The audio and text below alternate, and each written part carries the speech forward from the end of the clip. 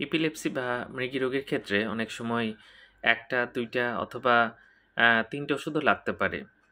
কখন আমরা একটা ওষুধ দিয়ে শুরু করি এবং দেখা যাচ্ছে তারপরেও আ মৃগী রোগটা ঠিক কন্ট্রোলে থাকছে না, তখন সেই ওষুধটা থাকে, সাথে আমরা আরেকটা ওষুধ যোগ করে দিই।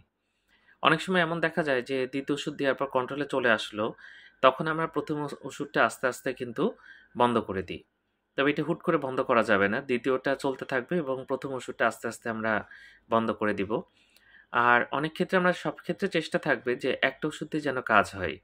আ এটি আমাদের চেষ্টা থাকবে। কারণ প্রত্যেকটা ওষুধের সাইড ইফেক্টস আছে এবং এগুলো কিন্তু অনেক রকম সমস্যা তৈরি করতে পারে। আমাদের চেষ্টা থাকবে তাই একটা ওষুধ দিয়ে যেন কন্ট্রোলে থাকে সে বিষয়টা যেন নিশ্চিত করা যায়। আ এটা একটা নিউরোলজিস্টের আন্ডারেই থাকতে হবে এবং একটা অনুরোধ, যে মৃগী রোগের ওষুধ হঠাৎ করে বন্ধ করবেন না। এই ওষুধগুলো বন্ধ করলে খিঁচুনি শুরু হতে পারে এবং অনেক সময় আপনি বিপদে পড়তে পারেন। ধন্যবাদ সবাইকে।